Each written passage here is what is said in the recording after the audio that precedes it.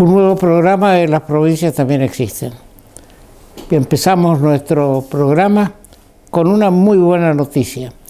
El arzobispo de Corrientes, Monseñor Stanovnik, ha sido intervenido de un problema oncológico en la lengua y se está reponiendo bien. Ya fue intervenido y seguramente después de unos días posteriores a la operación quedará todavía en Buenos Aires y lo tendremos muy pronto nuevamente con nosotros.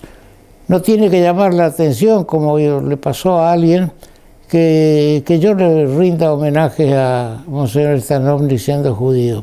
Lo hago porque encuentro en él un amigo de todas las religiones, y ha sido un factor importante en las reuniones que se hicieron acá en Corrientes con la colectividad judía, en especial para mi caso.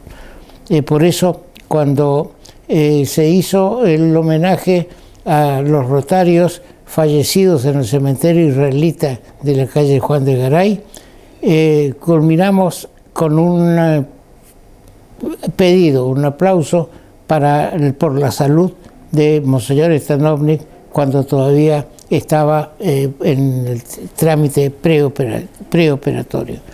Tenemos elecciones en Corrientes, tenemos elecciones junto con las nacionales y algunos municipios del interior, muy pocos.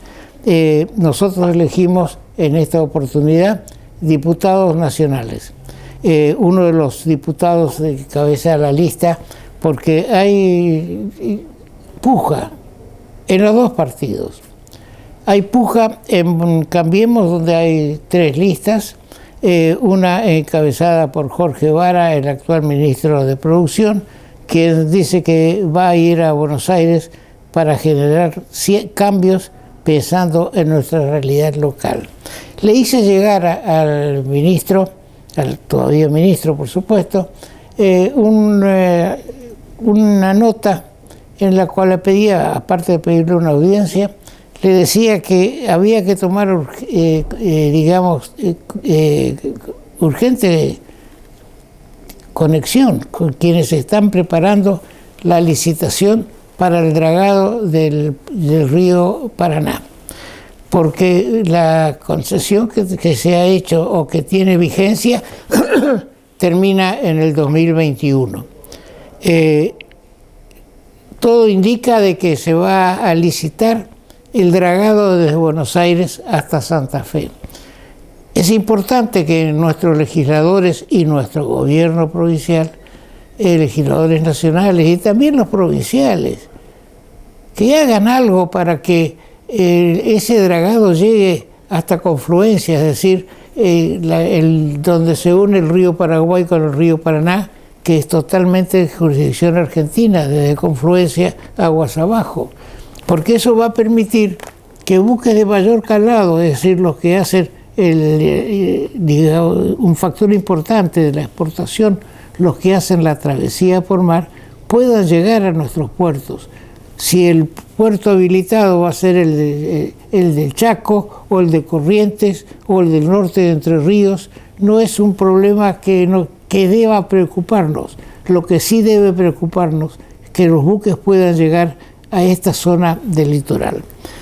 Esta zona del litoral yo tengo una interpretación, digamos, tal vez muchos no la compartan. Pues yo creo que el atraso que sufre la Mesopotamia, en especial nuestra provincia, es consecuencia de la política instrumentada por Juan Manuel de Rosas, que quería que sea únicamente el puerto de Buenos Aires, la aduana de Buenos Aires, la que reciba todos los derechos de importación que pagaban aquellos buques de bandera francesa o inglesa, en la época en que había un bando que había que introducir únicamente productos de españoles. De ahí surge el contrabando. Cuando se da la batalla de Obligado, se la da contra navíos franceses e ingleses que venían a comerciar a Corrientes. Ese era el motivo por el cual no venían a combatir o a anexarse a la provincia de Corrientes. Y también era el camino para llegar a Asunción del Paraguay, motivo por el cual el Paraguay siempre estuvo en contra de Juan Manuel de Rosas. También Corrientes. Nosotros enfrentamos lo que podemos llamar la dictadura de Juan Manuel de Rosas, porque yo no dejo de considerar que en los papeles sellados de la época estaba impreso: viva la Santa Federación, mueran los salvajes unitarios. Ahora, acá hay una confusión que se traslada hasta nuestros días. Los federales eran unitarios y los unitarios eran federales. ¿Por qué digo que los federales eran unitarios? Porque Juan Manuel de Rosas quería concentrar todo en la ciudad de Buenos Aires. Ahora, días pasados escuché una interpretación por primera vez realmente, que quien mandaba durante el gobierno de Juan Manuel de Rosas era su mujer, de apellido Escurra, que él iba atendía a los campos que tenían, porque era un hacendado fuerte. Por eso cuando se dice que la oligarquía, ¿qué quiere decir oligarquía? La gente que tiene medios acumulados.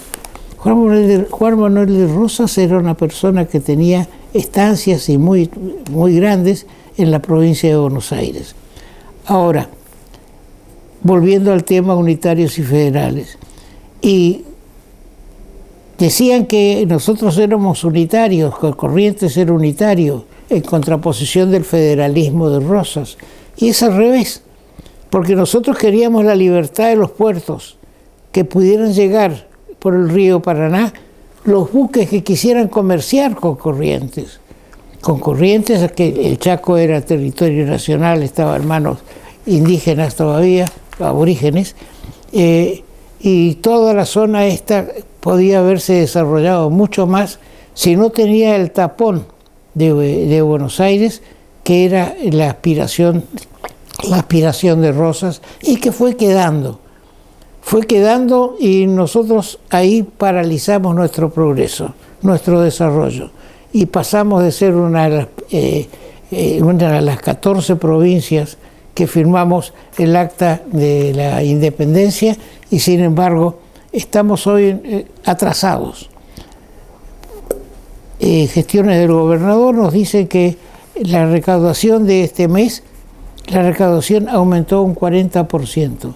Bueno, es el momento entonces de desarrollar el tema de una vez por todas de los residuos, los líquidos cloacales y los residuos. Hay un problema que se está manejando satisfactoriamente para ampliar las obras en Yacyretá, una obra que va a dar mano de obra a cerca de 2.000 personas. Cuando hablamos de 2.000 obreros, nos recordamos siempre de Astilleros Corrientes, que tenía 2.000 personas trabajando y hoy es campo abandonado. Nosotros ahora se está por habilitar la represa de Yacyretá, la parte de arriba, para que se una Ayolas con Ituzaingó. Pero va a ser únicamente para vehículos livianos, es decir, para automóviles y algunos ómnibus de tamaño no grandes. La verdad que es un avance, pues, sobre todo en la zona de Ituzaingó, pero debe haber un control muy específico, muy claro, porque aún en un auto puede ir alguien con explosivos, escondidos o no, pero ¿qué puede pasar con un atentado terrorista en Yacyretá? Por eso durante muchos años no se permitió el paso por la represa de Yacyretá entre Paraguay y Argentina.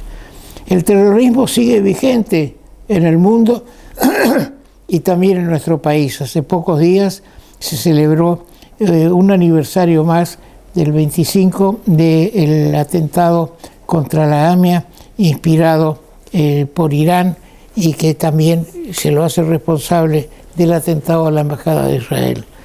Hezbollah, que es un movimiento que, si bien es un partido político del Líbano, tiene su brazo armado, que también sigue manteniendo el nombre de Hezbollah, y a quien se hace responsable de los únicos 2 atentados terroristas que se dieron en el país. Y no hay que tomar esos atentados, sobre todo el de la Daia, no hay que tomarlo como un atentado únicamente contra los judíos, porque como consecuencia del atentado murieron muchos, todos eran argentinos. Una parte eran judíos y otra parte no. Eran paseantes que estaban por la calle Uriburu y que también sufrieron los efectos de la bomba. Vamos a ir a una tanda publicitaria y tomamos contacto con el doctor Jorge Liotti, un provinciano que reside en Buenos Aires desde hace mucho tiempo. En algún momento colaboró con nuestro programa y hoy es un destacado articulista del diario La Nación. Vamos a un corte.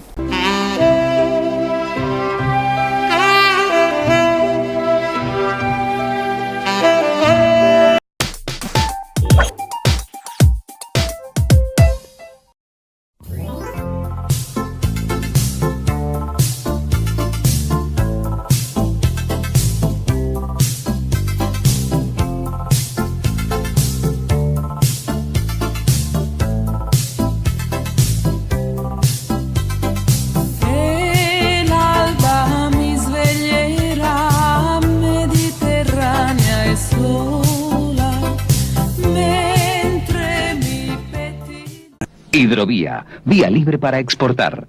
En el Banco de Corrientes tenemos préstamos para cada una de las necesidades de tu empresa o tu pyme, a las mejores tasas del mercado. Acércate y consulta en algunas de nuestras sucursales. Banco, el Banco de Corrientes.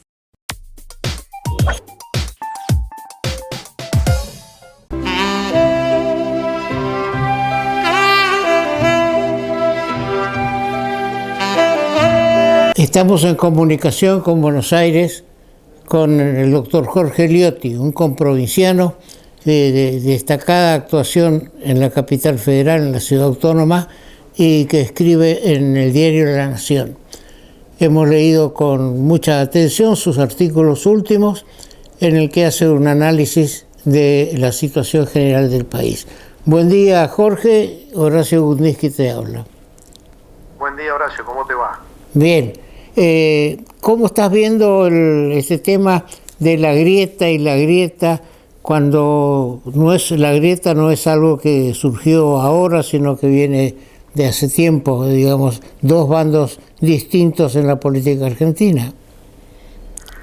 Sí, es cierto lo que decís, tiene un sustrato social bastante antiguo, pero fue en gran medida exacerbado primero por la crisis del 2001, que generó un efecto social y económico muy profundo, y después también alentado por el kirchnerismo, por motivaciones políticas, y también por el macrismo en los últimos años. Entonces, antes había una división, probablemente pasaba un poco más desapercibida, que tenía una base esencialmente social y económica, y hoy lo que tenemos es la utilización política de esa grieta como herramienta de diferenciación de sectores, ¿no? Sí. En este caso, la grieta hoy marca una diferencia social económica primero, geográfica después, y también de edad etaria.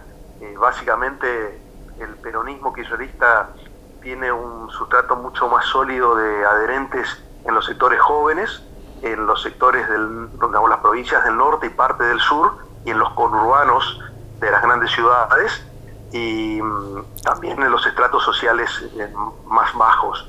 Y por el contrario, el macrismo tiene un sector de clase media alta, en la zona central del país esencialmente, y en el sector etario más alto, de 50, 60 para arriba, tiene una diferencia muy grande.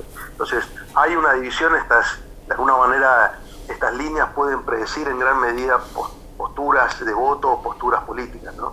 Sí, yo ya tengo unos años y recuerdo que en el año 46 ya diríamos que se hizo la grieta con las dos fórmulas, Perón, Quijano y Tamburini y Mosca, que era la del radicalismo y demás. Y eso se fue, digamos, reproduciendo en distintos pasajes, cuando Balbín y Frondizi se enfrentan también, digamos, con Frondizi con el apoyo peronista. Y bueno, así hemos llegado hasta estos años en que, digamos, la cosa se estaba agravando, como vos señalás, ¿no? Claro, yo sumaría al análisis actual en comparación con la década del 40 o del 50 que vos mencionabas, la disolución de los partidos políticos como tal, ¿no? Así es. Antes había una confrontación marcada más por el peronismo, el radicalismo, el peronismo, antiperonismo. Hoy esas divisorias son mucho más laxas. Vemos el peronismo que está integrando las tres fórmulas presidenciales principales, el radicalismo está inmerso en una coalición mucho más difusa.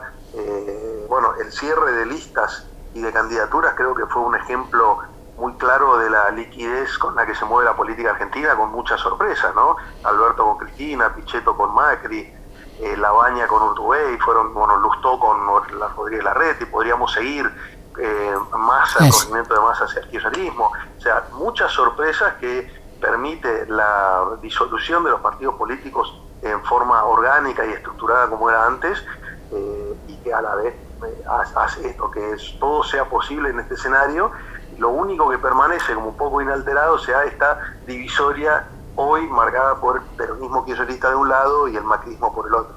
Sí, efectivamente. Ahora también estaba recordando, no manejo, tengo archivo pero no lo manejo adecuadamente, pero un poco de memoria, y recuerdo cuando Perón decía: a los amigos todos, a los enemigos ni justicia. Esa es una clave de diferenciación más que una grieta, ¿no? Al amigo todo, al enemigo ni justicia.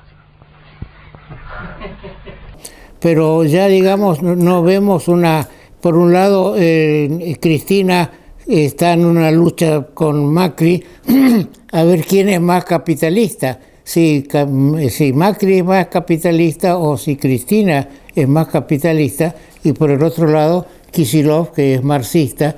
Bueno, prácticamente, como señalas, los partidos políticos han perdido identidad, ¿no?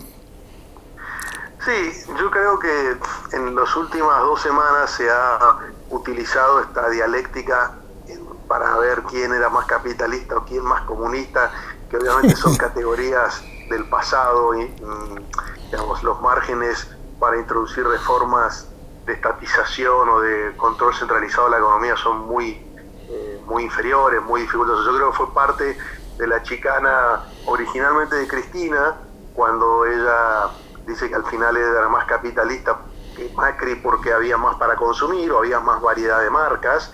Lo está corriendo por derecha de alguna manera Macri para incomodarlo, y después el otro que instaló el tema de Kicillof marxista fue Pichetto, que de alguna manera lo busca correr por izquierda, ¿no? Yo creo que son chicanas de la política, de la campaña, una campaña que la verdad que tiene muy poco de atractivo hasta ahora, no solo porque no hay un debate conceptual muy sofisticado, sino también porque la verdad que como cada vez más la batalla electoral se libra en las redes, en el mundo digital, tiene pocos eventos políticos, tiene pocos discursos centrales, y entonces, bueno, terminan un poco con estas chicanas, pero ciertamente los márgenes de acción, obviamente un gobierno de peronismo, el kirchnerismo sería distinto a la continuidad de Macri, pero tampoco los márgenes de acción son ilimitados como para pensar que podrían instaurar un gobierno comunista, por decirlo de algún modo, ¿no? Sí, por supuesto. Ahora, ¿entendés que se va a ir achicando esta diferencia que dan las encuestas a favor de Fernández? Mira, la tendencia de las encuestas hasta esta semana están marcando 2 movimientos. En primer lugar, una diferencia a favor de Fernández, que de acuerdo a las encuestadoras varía entre 7 puntos y un empate, y una tendencia al crecimiento del oficialismo para reducir esa brecha que hace un par de meses era más significativa. Dicho esto, yo lo que veo es que a partir de ahora se va a endurecer la batalla por conseguir votos, porque ya no hay tantos lugares más de donde obtener votos en una elección que arranca demasiado polarizada. Hoy, entre las dos fórmulas principales, se están distribuyendo más o menos un 80% del total de votos, cuando históricamente en las últimas elecciones se repartían el 70%. Esto es así porque prácticamente la PASO va a funcionar como una primera vuelta, y la primera vuelta va a ser una suerte de balotaje, sobre todo porque se diluyeron las propuestas del centro, en particular la que estaba el Consenso Federal y Alternativa, que está encarnado hoy por Labaña Ortubey. Eso se diluyó mucho y entonces eso terminó favoreciendo a los dos polos. Pero yo creo que a partir de ahora, tanto Fernández como Macri van a tener muchos problemas porque no hay muchos lugares más de donde sacar votos. Los que están hoy con Labaña daría la impresión de que se van a sostener ahí porque son fervientemente ni Macri, ni Cristina o Alberto Fernández. Probablemente los que voten a Esper o voten a la izquierda ocurra lo mismo.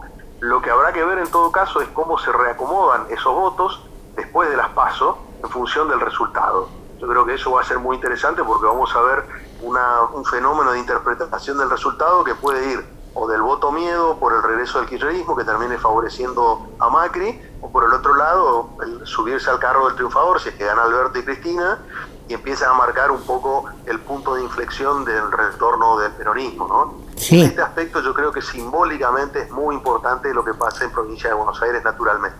¿Vos crees que, sí.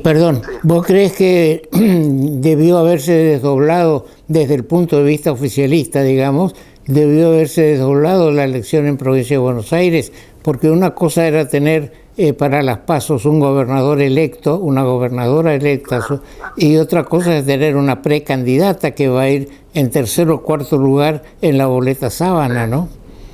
Sí, mira,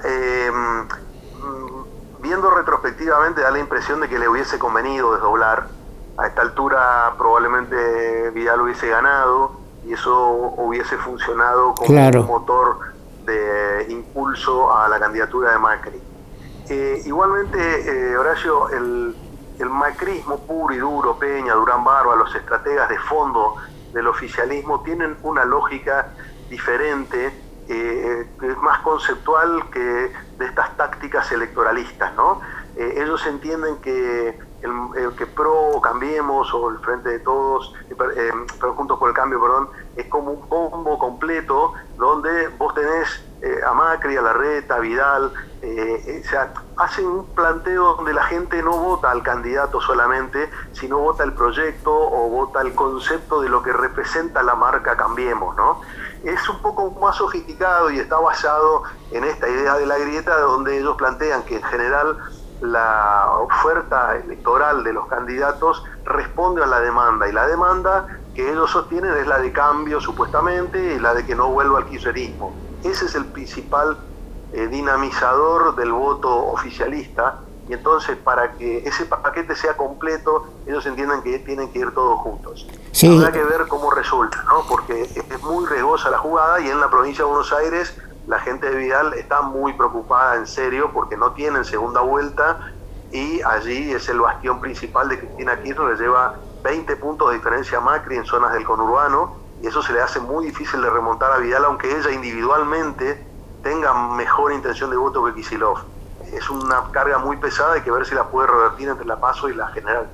Sí, yo creo de que optaron por decir o ganamos todos juntos o perdemos todos juntos, una especie de Titanic que con la orquesta tocando arriba no sea cosa que la orquesta, en vez de tocar los valses de Strauss, termine tocando el bombo, ¿no es cierto? Pero bien. Sí, pero me parece que en ese Titanic vos tenés algunos que ya tienen el bote asegurado, como el caso de Larreta, donde prácticamente no hay posibilidad, digamos, no va a ganar casi con seguridad.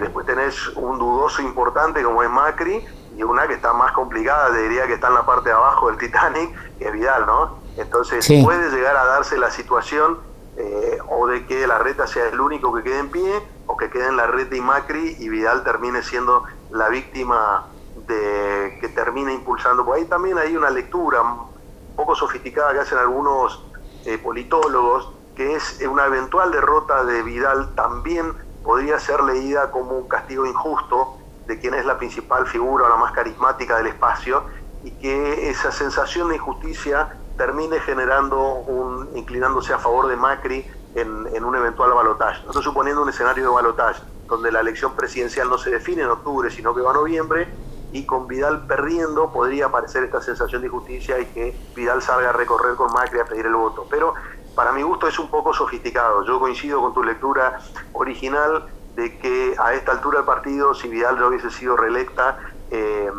y estaría hoy caminando con Macri, aún en la provincia de Buenos Aires, sería un plus muy importante. Claro, con mucha fuerza.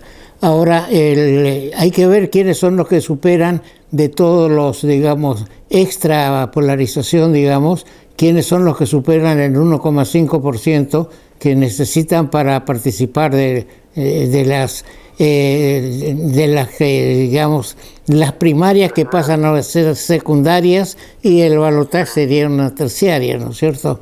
Creo que muchos van a quedar fuera de ese 1,5%. Y bueno, en las encuestas están dando que por fuera de las tres fórmulas principales estaría pasando el FIT, estaría pasando SPERT, y el resto está en duda. O sea, podría llegar a haber 5 fórmulas presidenciales en las generales de octubre. Hay que ver qué pasa con el resto, con Castiñeira, con Romero Feris, con Gómez Centurión, pero no la tienen sencilla para pasar el umbral del 1,5%. Probablemente las novedades, yo creo que puede haber más sorpresa por el lado del FIT y de SPERT como catalizadores de cierto desencanto, que por ahí se escurran votos desencantados con las dos fórmulas presidenciales más importantes, una por derecha y otra por izquierda, y por ahí tengan una performance que sorprenda en términos muy básicos, ¿no? No quiero decir que van a sacar 15 puntos, ni mucho menos, claro, pero sí que puedan ser una expresión interesante, que terminen colándose en la discusión. También hay que ver cómo va Labaña. Si Labaña queda muy cerca de estos dos, probablemente haya una especie de morbo respecto de cómo juega ese trío de abajo, pero está claro que los dos principales van a jugar otra partida diferente. Sí, yo no lo veo a Labaña cerca de ninguno de los dos, es decir, de Fernández ni de Macri, ¿no? Yo creo que la diferencia va a ser realmente importante, porque yo decía ya en un artículo que publiqué acá en Corrientes, de que Labaña ya perdió hace unos años cuando hizo fórmula con Romero, el radical que es gobernador de Jujuy. Es decir, con Morales. Ya ahí ya veíamos que el radicalismo estaba prendido a cualquier lugar. Incluso cuando se habla del 53% de Cristina, hay que tener en cuenta que el compañero de fórmula era un radical, y que algo habrá puesto, ¿no es cierto? Será 2, 3, 5, 7%, pero siempre, hasta en la época de Perón, Quijano era radical y hace una junta renovadora de hacer una escisión del radicalismo, que yo creo que los problemas nacionales vinieron agravados cuando Balbín y Frondizi no pudieron coordinar en el 58, ¿no? Claro. Igualmente, hoy yo creo que ese votante radical, o con características y perfiles del votante radical, está dentro de Cambiemos, ya sea porque sigue a la facción radical interna o porque interpreta que Macri es el que simboliza esa demanda de clase media urbana que era la que estaba más alineada con el radicalismo. Entonces, en el fondo hay una reedición de esa vieja lectura con fórmulas y conceptos distintos. Está claro que Macri no tiene ni la tradición ni el discurso del radicalismo, pero sí tiene un basamento electoral que es muy parecido. Sí. ¿Cómo tomaste la pretensión de Pocho Romero Feris, ex gobernador de Corrientes y senador nacional, de presentar su candidatura a presidente? Hay que reconocer que es el que pudo rearmar el Partido Autonomista Nacional. Ahora, yo no veo una inserción en el país como para poder superar el 1,5, ¿no? Mira, a mí me sorprendió porque naturalmente hace un tiempo que, si bien él venía trabajando en la reorganización del Partido Autonomista no pensé que iba a postularse nuevamente para la presidencia, como lo había hecho en algún momento.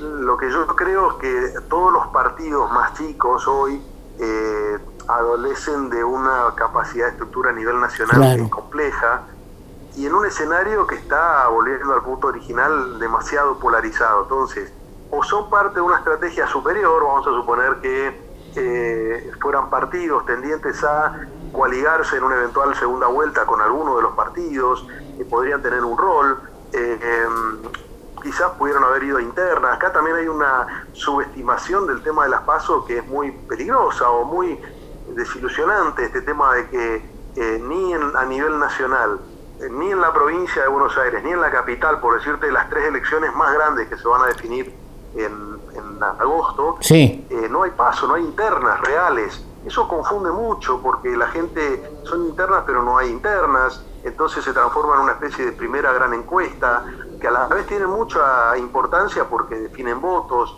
A mí me parece que pasada esta elección habrá que volver a replantearse el esquema electoral, porque así como está no funciona, y esto estaba pensado para un esquema donde había partidos políticos más cristalizados. Este esquema donde si yo no quiero ir a la interna, me abro y compro un sello, tengo un sello y compito por afuera para ver si llego a octubre, me parece que confunda y empobrece el debate también.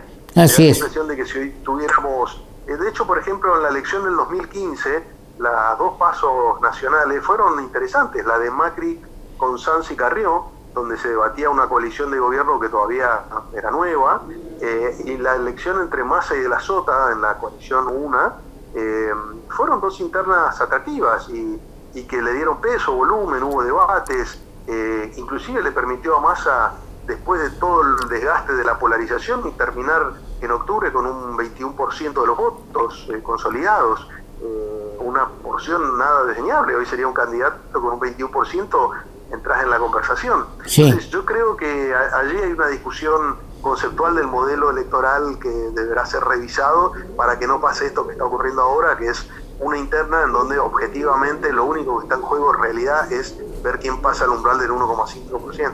Sí, es decir, que es una encuesta real, más real de la que puedan hacer los distintos encuestadores. Bien, Jorge, ha sido un placer nuevamente. Te deseamos que sigas con el éxito que estás en el diario La Nación y en otros medios, y volveremos a conversar sobre estos temas. Con mucho gusto, gracias, a tu disposición cuando requieras. Bien, muchas gracias.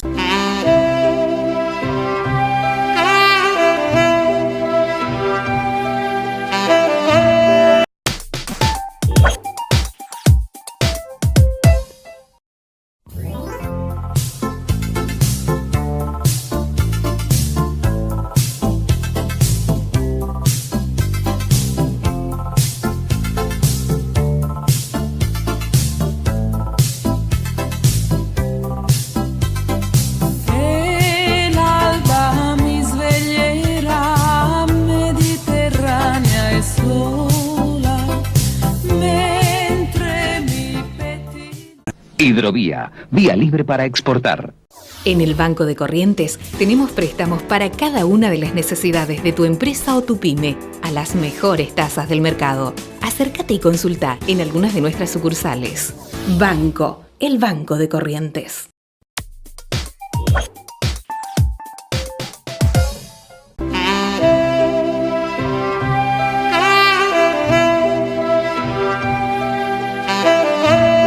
Hubo una reunión del Parlamento del Mercosur y en el cual se consideraron distintos aspectos. Yo no estoy conforme con una conclusión que no se va a cobrar el WhatsApp de los países vinculados al Mercosur. Es una cuestión muy secundaria para todos los problemas que hay en el Mercosur. Y lo tengo invitado al doctor Carlen, que es diputado al Parlamento del Mercosur, pero los distintos compromisos de ambos no nos impiden coordinar una fecha o una hora. Él está en estos momentos en Buenos Aires tomé contacto con él esta mañana y me dijo de que tenía un problema, estaba en Buenos Aires y tenían ya una entrevista con Cristina Kirchner. He sabido que acá en Corrientes hay un problema serio entre los justicialistas, peronistas o kirchneristas. Solamente una de las listas está autorizada a llevar impresa ya pegada la fórmula Fernández. Fuera de eso hay 2 o 3 corrientes, está Martínez Llano, que protesta por el hecho de que no se le permita llevar la fórmula Fernández. También Carlen está en otra posición y todos se quejan porque van a tener que recurrir al corte de boleta para poder apoyar a Fernández. Unos días hace que el doctor Carlen me hizo llegar un audio sobre lo que se estaba tratando, y esto sí que es importante, y después voy a hacer un análisis de lo que manifestó Carlen que se está tratando en el Mercosur. Yo espero que el doctor Carlen sea un defensor de nuestra posición en cuanto al corredor oceánico. Y esto nos decía el doctor Carlen. Bueno, lo importante de este seminario que se va a desarrollar en Paraguay el día 12, con la participación de los diferentes organismos del Estado, argentino, paraguayo, brasilero, todos los que hacen al Mercosur y también de Chile, en función del corredor bioceánico, ¿no? Del desarrollo del corredor bioceánico, tanto el corredor vial que atraviesa Paraguay y va hasta Antofagasta, como también el corredor rodoviario, o sea, la parte ferroviaria, que estamos intentando unificar un proyecto que tiene Paraguay en relación a que un tren que viene de Cascabel atraviesa el este de Paraguay, después viene por el río Paraná y asumiría en la provincia del Chaco en Resistencia, y otro proyecto que nosotros estamos impulsando que viene por abajo del río Paraná, que une la ciudad de Posadas, Santo Tomé, San Borja, todo lo que es el ferrocarril que va por la costa del Uruguay de Argentina, que también permitiría a Uruguay subirse a ese tren en este gran proyecto que facilitaría el comercio creciente entre el Mercosur y el Asia-Pacífico, y este sería un espacio donde nos ahorraríamos prácticamente 38 días de viajes a China. En la carga de Brasil se ahorran casi 10 centavos de dólar por tonelada, va a impactar mucho en nuestra economía y va a permitir que todas las economías del norte de Argentina y de Paraguay, fundamentalmente Bolivia y también de Brasil y Uruguay, podamos desarrollar nuestros productos primarios para ese gran mercado en nuestro lugar de origen, y no tener esta desventaja que tenemos hoy, tener que desarrollarlo, por ejemplo, nosotros de la provincia de Corrientes, traer nuestros productos primarios hasta Buenos Aires por la cuestión del puerto y la salida hacia el mundo, ¿no? Entonces, las ventajas competitivas y comparativas que van a tener la región del norte de Argentina son claves en este proyecto de integración. Estamos muy entusiasmados con esta iniciativa que ha propuesto el gobierno de Paraguay fundamentalmente, y se ha puesto al frente de esto, así que tenemos grandes esperanzas de todo el norte de Argentina en poder consolidar rápidamente, ¿no? Porque es un proyecto que solamente le faltan 423 kilómetros de vía férrea, falta atravesar Corrientes y unir el ferrocarril de Paraguay por Posadas, que ya tenemos el tren entre Posadas y Encarnación, y darle a Argentina, al norte de Argentina y a Paraguay, la conectividad con Brasil, la salida del Pacífico, y también subirnos a ese gran comercio brasilero chino que existe hoy, con un creciente de 5 a 6 mil millones de dólares por año, que va creciendo en estos últimos 6 años, ¿no? Si ponemos atención en lo que decía el video, se está estudiando conexiones Atlántico-Pacífico que pasan por arriba nuestro, pasan por Paraguay. Hay una que nos dice Carlen, que es desde Cascabel, en Brasil, y que pasa por el este de Paraguay directamente buscando el Pacífico. Seguramente también Bolivia entrará en este tema, y ya hay una conexión por carretera con el puerto de Hilo en Perú. La otra conexión de que nos habla Carlen es la de Posadas, y dice que como el ferrocarril nuestro llega hasta Posadas, ya está la parte ferrovía del puente Encarnación Posadas, y que solamente faltarían 423 kilómetros para poder enganchar con el ferrocarril paraguayo. No sé en qué estado está el ferrocarril, pero lo notable es que se está eludiendo la conexión Atlántico-Pacífico por la provincia de Corrientes. Y nuestros representantes argentinos y correntinos no hacen una defensa sobre este tema que es tan importante para nosotros. Tenemos que destacar también que parece que nuestros legisladores nacionales y provinciales y el gobierno de la provincia han hecho oídos sordos con el segundo puente, ya que estamos mejorando la recaudación, ya que estamos yendo un paso adelante, más adelante que en la nación en muchos aspectos.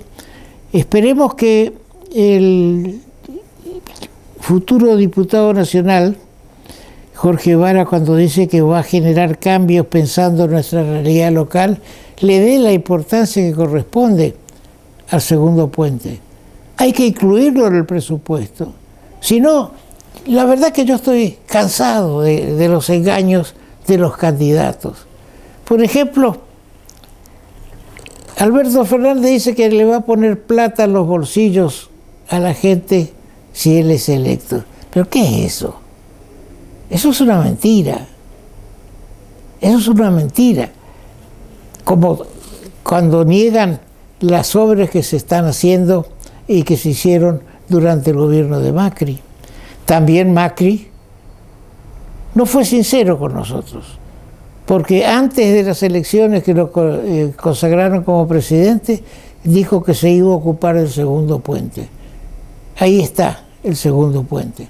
Pero vuelvo a insistir, hubo una claudicación por parte de las autoridades provinciales de Corrientes y del Chaco para haber cedido a Vialidad Nacional el manejo de este tema del segundo puente. Pero bien, en Corrientes vamos a tener 18 boletas en el cuarto oscuro. Bajamos un poco, pero siguen siendo muchas. Hay que ir realmente a una reforma electoral que tal vez necesite una reforma constitucional. Sobre este aspecto, por ejemplo, yo soy partidario de que se elimine la elección de medio tiempo, es decir, la de a los 2 años que asume un presidente. Vamos al caso. Los diputados tienen mandato por 4 años, pero se renuevan por mitades. Es decir, que el gobierno que asume, el primer año se dedica a tomar conocimiento de cómo están las cosas, de cómo es la situación del país, ajustar tuercas en su propio esquema de trabajo, con ministros que llegan y se encuentran con un cúmulo de problemas y con situaciones difíciles de resolver, y cuando están terminando el año y ya consiguieron armar un poco la cosa, hay que empezar a trabajar para la elección que se hace en el segundo año. Y entonces se van dejando de lado objetivos fijados en el periodo preelectoral, pensando en el resultado que se puede obtener al año siguiente, a los 2 años. Entonces no hay tiempo para desarrollar una política. Por eso pienso que deberían ser electos por 4 años y renovarse por 4 años en su totalidad. Porque el presidente que llega se encuentra que tiene una media cámara que ya está elegida 2 años antes, con una visión distinta del país. Porque lamentablemente nuestro país año a año va cambiando su situación económica y social. Y acá transcurrieron 2 años que el de diputados electos que no están en la sintonía del presidente electo también. Posiblemente de los que entran en esos 2 años tampoco estén el 100% en la sintonía con el gobierno nacional. Tal vez gane el gobierno nacional, tal vez pierda. Pero a lo que voy es que en el segundo año de gobierno, el presidente y también el gobernador tiene que empezar a pensar en la renovación de su Cámara de Diputados. En el caso de los senadores son electos ahora por 6 años, antes lo eran por 9. Antes lo elegía la Asamblea Legislativa de cada provincia y elegía 2. Ahora se eligen, después de la reforma constitucional, se eligen 3 y por el voto directo de los ciudadanos. 2 por la mayoría y 1 por la minoría. Duran 6 años y se renuevan por tercios. También hay una elección a los 2 años de 1/3 de los senadores que se distribuye por provincia, senadores y diputados nacionales. Eso condiciona el desarrollo de los planes con los cuales llega un presidente o un gobernador electo. Pero bien, tal vez esto requiera una reforma constitucional. Pero me place destacar que el presidente de la Cámara de Diputados de Corrientes, en una conversación yo le sugerí por qué no se modifica el reglamento de la Cámara de Diputados que establece que cada año se cambia la mesa directiva. Le sugerí que se pusiera que duraría 2 años a partir de la renovación, de la primera renovación.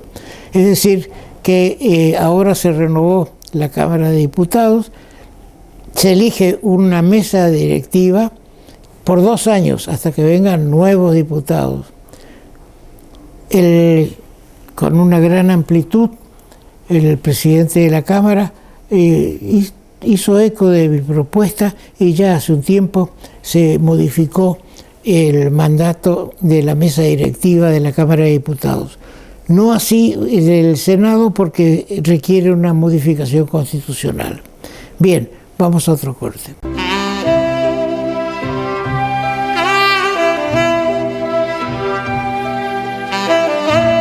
Un tema de la DPEC o municipal. Hay calles que están con los focos de la iluminación prendidos durante la mañana, durante la tarde, y es un gasto de energía que repercute en la provisión de energía a la ciudad de Corrientes. ¿Por qué no hay un sistema que permita que se apaguen las luces en las calles durante la mañana, durante la tarde y se prendan durante la noche, que es cuando realmente necesitamos?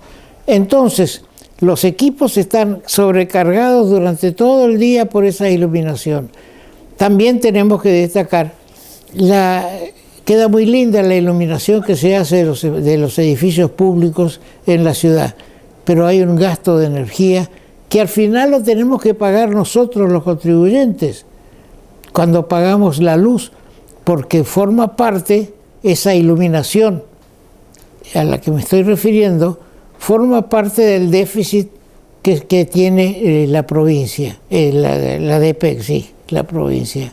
Entonces habría que encontrar una salida a ese tema.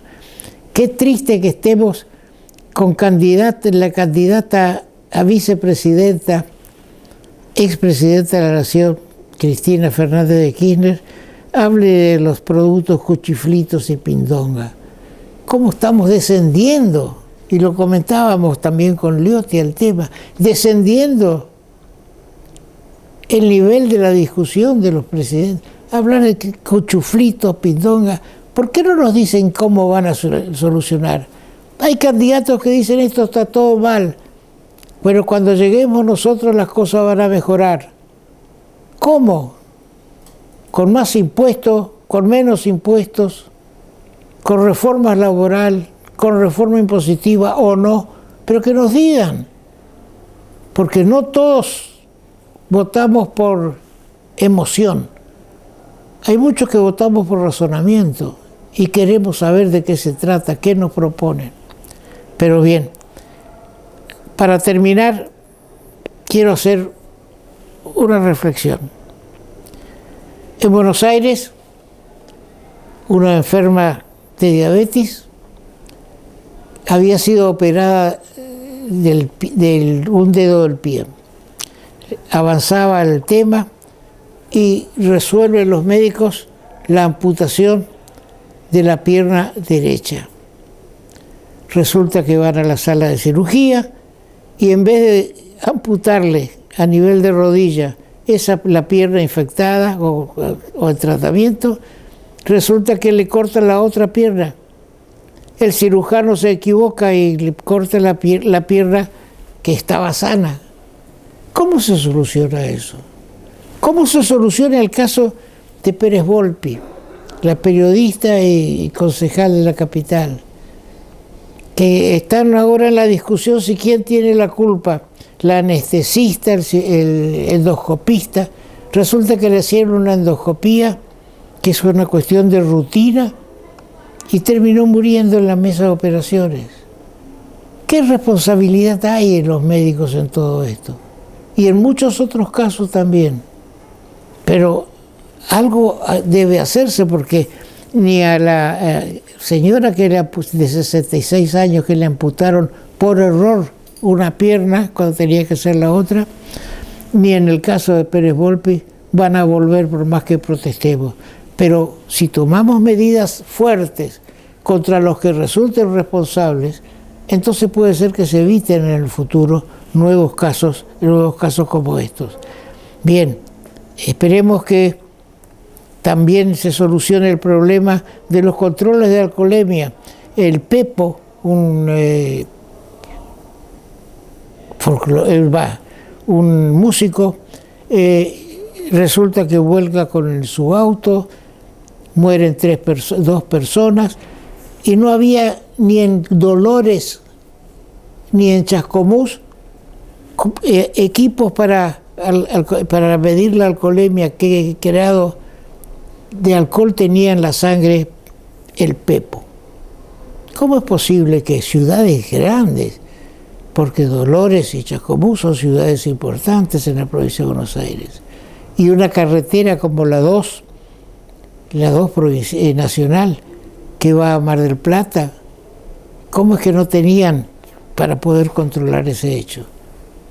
Veremos qué pasa en el futuro. Bien, suerte para todos y veremos qué pasa en las PASO. ¿Qué pasa en las PASO? Será hasta el próximo programa.